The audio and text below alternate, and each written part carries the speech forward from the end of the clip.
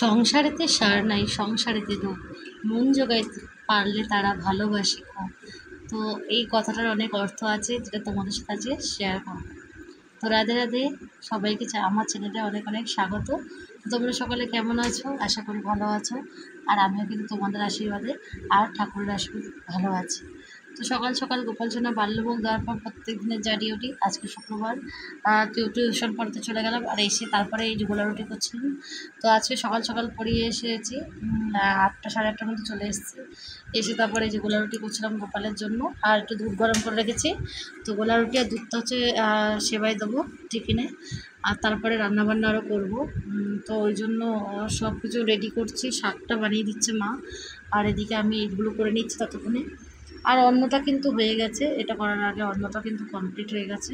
অন্নটা আগে করে নিয়েছিলাম, যেহেতু টাইম ছিল, তো ভাবলাম যে আগে অন্নটা করে নিই, গোলা রুটিটা করতে তো আর বেশি সময় লাগবে না, তাই। তো তারপরে যেটা আজকে বলছিলাম, সংসারেতে সার নেই সংসারেতে লোক, মন জোগাইতে পারলে এরা ভালোবাসি। তো এই কথাটার অর্থ হচ্ছে এটাই যে আমরা যখন সংসারে কারোর জন্য কিছু করি, যতক্ষণ আমরা তাদের জন্য করতে পারি ততক্ষণই আমরা তাদের কাছে ভালো থাকি। যৎক্ষণাৎ আমরা তাদের জন্য কিছু করতে পারবো না, তৎক্ষণাৎ কিন্তু আমরা সেই সংসারে একটা বোঝা হয়ে যাই। তো এই শ্লোকটার অর্থ কিন্তু এটাই বোঝাতে চাইছে যে করতে পারলে তোমাকে সবাই ভালোবাসবে, না করতে পারলে কিন্তু তোমার নিজের আপনজন কেউ তোমার দিকে ফিরে তাকাবে না, একমাত্র ভগবান ছাড়া। দেখো, ভগবানকে আমরা যাই দিই তাই সেবা নেয়, কিন্তু আমাদের বাড়ির লোককে তুমি কি যাদের তাই সেবা নেবে? নেবে না। তাদের মন মতন করে দিতে হবে, তাহলেই তুমি ভালো, আর যদি না করতে পারো তাহলেই অশান্তি। তো সংসারটা এতটাই একটা বাজে জিনিস আমার মতে। ভগবান যদি এই বিবাহ মানে এইটা প্রথাটা না চালু করতো, জানি না কে চালু করেছেন, আমি তো মনে করি ভগবানই চালু করবেন, কারণ ভগবানই তো সবার আদি, তাই না?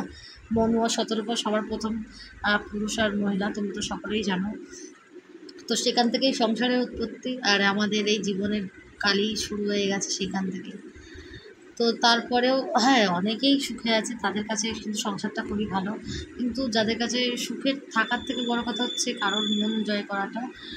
যেহেতু আমি একটু মানে অন্যরকম, যে আমি চাই যে সবার মন জয় করে চলতে, যেখানে যদি আমি ব্যর্থ হই বারবার, তখন কিন্তু আমার মনে হয় না যে আর এই সংসার ভালো লাগে, তাই না? তো এই জন্যই কথাটা কিন্তু আজকে বলা, যে সংসারে কোনো সারই নেই। আর সংসারে যদি আমরা কী করি, ডুব দিই, কিন্তু তারপরেও কিন্তু আমরা কারোর জন্য কিছু করে উঠতে পারি না। এভাবেই কিন্তু আমাদের জীবনটা শেষ হতে চলেছে। তো সেটা যতক্ষণ আমরা বুঝতে পারবো ততক্ষণই ভালো, আর যত দেরিতে বুঝবো ততই খারাপ। তো তারপরে দেখো, আজকের ভোগটোক দর্শন করলে দুপুরে, আর তারপরে যে সন্ধ্যাবেলা একেবারে চলে এসেছি সন্ধ্যা আরতি করবো বলে। তো সন্ধ্যা আরতির জন্য সব কিছু রেডি করে নিয়েছি, আর একটু তোমাদের সাথে ভিডিওটা একটু শেয়ার করে নিচ্ছি। এটা কিন্তু সন্ধ্যা আরতি করার পর আমি তোমাদের একটু দেখানোর জন্য জাস্ট ভিডিওটা করে দেখালাম। তো খুবই ভালো লাগে তোমাদের সাথে কিছু যদি শেয়ার করতে পারি।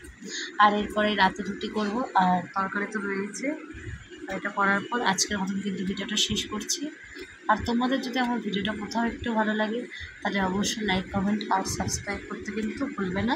সকলেই খুব ভালো থেকো, রাধে রাধে, শুভরাত্রি। আর আরেকটা কথা, কালকের ব্লগটা ছাড়বো, কিন্তু এখন আমার আর ভিডিও ছাড়তে ভালো লাগে না, কেন জানি না। কারণ হচ্ছে কেউ দেখেও কিন্তু লাইক করো না, এই জন্যই আর কি। তো যাই হোক, ভগবানের কৃপায় যেটুকু যেভাবে